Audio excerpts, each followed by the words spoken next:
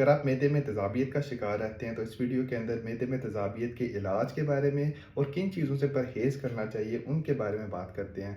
میرا نام ڈاکٹر ریحان ہے اور میں یوکے میں ایز اے ڈاکٹر پریکٹس کر رہا ہوں۔ معدے میں تیزابیت یعنی اسٹمک کے اندر جو ہے ایسڈ بنتا ہے خوراک کی ڈائجیشن کے لیے، وہی جب تیزاب معدے سے نکل کے آپ کی خوراک کی نالی یعنی ایسوفیگس میں آتا ہے یا آپ کے گلے تک آتا ہے، تو اس کی وجہ سے اکثر لوگوں کو بہت زیادہ سینے کے اندر جو وہ جلن محسوس ہوتی ہے، منہ کا ذائقہ کڑوا محسوس ہوتا ہے، منہ سے بہت زیادہ اسمیل بھی آ سکتی ہے، اکثر لوگوں کو اس کے ساتھ کھانسی بھی رہتی ہے، اور اکثر لوگوں کو اس کے ساتھ بہت زیادہ کھانا کھانے کے بعد لیٹنے کے بعد بہت زیادہ بلوٹنگ فیل ہوتی ہے، ایسے فیل ہوتا ہے جیسے ان کو نوزیا ہو رہی ہے، یعنی سیکنس کی فیلنگ ہوتی ہے۔ اگر کسی کو یہ علامات ہو تو ڈاکٹرز اس کو تجویز کرتے ہیں کہ آپ کا جو کھانا ہے وہ دن کے اندر شارٹ فریکوینٹ میل ہونے چاہیے، جس کا مطلب ہے کہ آپ ایک ہی دفعہ بہت زیادہ ہیوی کھانا نہ کھائیں،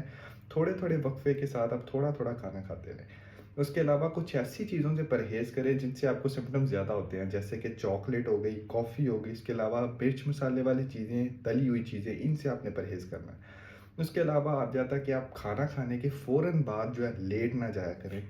اس کے علاوہ آپ کا جو رات کا کھانا ہے وہ کم از کم آپ کے سونے سے 4 گھنٹے پہلے ہونا چاہیے۔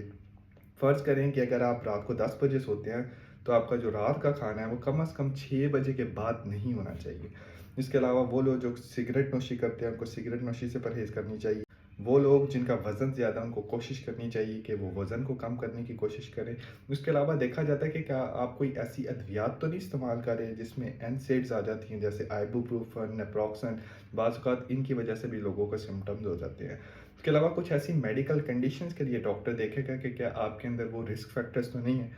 خواتین جو کہ پریگنینسی میں ہوتی ہے ان کو یہ ہارٹ برن، ایسڈ ریفلکس جو ہے وہ زیادہ ہوتا ہے۔ اگر لائف سٹائل چینجز سے فرق نہیں پڑ رہا تو بعض اوقات اس کے لیے اوور دا کاؤنٹر یعنی بغیر پرسکرپشن کے کچھ میڈیسن مل جاتی ہیں جن کو اینٹی ایسڈز بولا جاتا ہے۔ یہ بیسیکلی ٹیبلٹس اور سیرپ کی فارم میں ہوتی ہیں، اکثر لوگ اس کو گیوسکون کے نام سے بھی جانتے ہیں۔ اگر ان ساری چیزوں سے فرق نہیں پڑا تو ڈاکٹر آپ کو جو ہے کچھ ایسی میڈیکیشن تجویز کر سکتا ہے جس سے جو اسٹمک کے اندر جو ایسڈ بنتا ہے اس کی پروڈکشن کم ہو جاتی ہے۔ ان میڈیکیشنز کو پروٹون پمپ انہیبیٹرز بولا جاتا ہے، جس میں اکثر لوگ جانتے ہوں گے اومیپرازول، لنسوپرازول، اسومیپرازول، یہ ساری ادویات آ جاتی ہیں۔ یہ دوائیاں کچھ ہفتے استعمال کرنے کے بعد اور لائف سٹائل چینجز کے بعد دیکھا جاتا ہے کہ کیا آپ کے سمٹمز بہتر ہو رہے ہیں کہ نہیں۔ اگر نہیں ہو رہے تو پھر ڈاکٹر آپ کو فردر انویسٹیگیشنز کے لیے تجویز کر سکتا ہے، جس کے اندر آ جاتا ہے بعض اوقات کیمرہ ٹیسٹ یعنی گیسٹروسکوپی کی جاتی ہے، دیکھا جاتا ہے کہ کیا کوئی اور وجہ تو نہیں ہے۔ بعض اوقات اس کے لیے ایک بیکٹیریا کا ٹیسٹ بھی کیا جاتا ہے جس کو H. pylori بولا جاتا ہے، اور بعض اوقات اگر کسی کو